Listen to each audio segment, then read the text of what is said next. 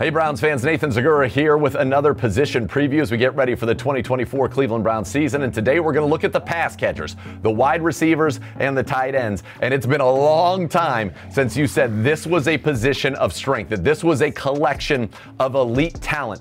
And quite frankly, that's exactly what the Cleveland Browns have done. A tip of the cap to general manager Andrew Berry, not only from draft and re-signing people, but from making trades. Because remember, it was a trade that brought Amari Cooper here. He is your number one receiver once again, headed into 2024, coming off of a career-high 1,250 yards last season, as well as a career-high over 17 yards per catch as he made his 5th Pro Bowl and put up his 7th 1,000-yard season of his illustrious career. He's a former first-rounder. Joining him will be another former first-rounder, Jerry Jeudy. Now, Jerry Jeudy went to Alabama because he idolized Amari Cooper. Now they're going to be in the same room following the trade this offseason. And while Jeudy has not necessarily lived up to that potential that was talked about when he came out of Alabama in Denver, there were a lot of quarterback changes, a lot of coaching changes. There were a lot of issues there in that passing game. He's got a new lease on life here with the Cleveland Browns and a new contract, signing a contract extension, and the Browns have high hopes. He's an electric route runner, and that's already been on display out here in Berea throughout the OTAs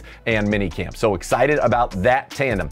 And then at your number 3 spot, you've got Elijah Moore, coming off of a career high in receiving yards a year ago. And I think this offense, the way it's going to open up, it's going to allow for more 3 receiver sets, and I think it's going to allow Elijah Moore to do the things that he does well. Beat man coverage, identify soft spots and zones, and then use option and choice routes to get open, create separation. He's one of the best to do it. And I'll tell you what about Elijah Moore. You go back and watch that Jets game when the Browns clinched the playoffs last year.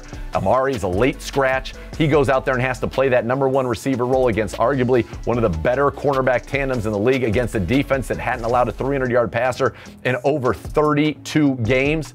And what did he do? He went out in the first half before, unfortunately, leaving with an injury. 60 yards and a touchdown, looked like a true number 1. And so now you've got a lot of options in this passing game.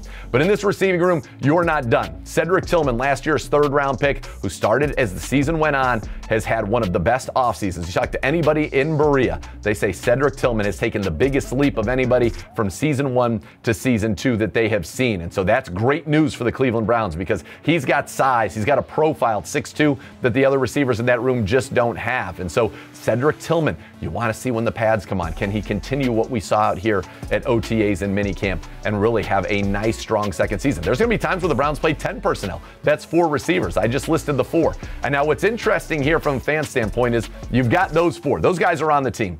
Behind them, we have got a lot of competition. Who is going to make this roster? You're going to have to be able to play on special teams and hopefully be able to play at receiver if you're called upon. But I think it's going to be interesting. Here are some of the candidates, and we'll start with David Bell, a 3rd-round pick a couple of years ago. Showed some life at the end of last year. Remember that big 4th down catch and run touchdown against the Jacksonville Jaguars? He had 2 touchdowns in the season finale against the Cincinnati Bengals that really looked good. So can David Bell thrive in this offense, which again, it's his route running, the choice routes, his ability to create separation. Those should be at a premium in this offense. And so I like his chances. Also competing to make this roster, this year's draft pick, Jamari Thrash, a guy Steve Smith in his draft prep said he thinks was one of the best receivers in this draft. Now the Browns got him in the 5th round. Can he play a role in his rookie year? The good news, you don't need to count on him to play a role, but can he compete and make this football team? Also back is Mike Woods, the guy the Browns drafted a few years ago out of Oklahoma, missed all of last season with an injury.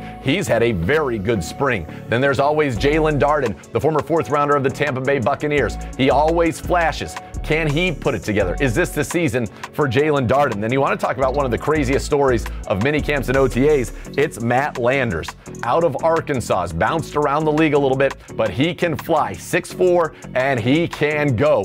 He had 7 catches of more than 50 yards in the OTAs and minicamps. And they weren't just catches, 7 catches for touchdown. So he's one of those guys. Can he do it when the pads come on? Some intriguing options along with Jalen Camp, Amari Brown, these guys, James Prochet, who was the punt returner for the Cleveland Browns a year ago. These guys are all battling to try to find their roles and find an opportunity to make this football team. But you know the big 4, behind that, that's where the competition is going to be, and that's where I think the intrigue in terms of the roster construction is going to come in training camp. And now we turn our attention to the tight end room, and you got another Pro Bowler there, that's right, the Chief. David Njoku went to his first Pro Bowl last year, career highs, 81 catches, 880 82 yards and 6 touchdowns. Not only was the Chief one of the most effective receiving tight ends in the league, he's regarded as one of the best blocking tight ends in the league. And there were times when not only was he a factor in the run game as a blocker, but even in the pass game. They asked him to block defensive ends, and he was able to do just that. So he's locked in there. You think that 11 personnel, the Browns run out, Amari Cooper, Jerry Jeudy, Elijah Moore, David Njoku,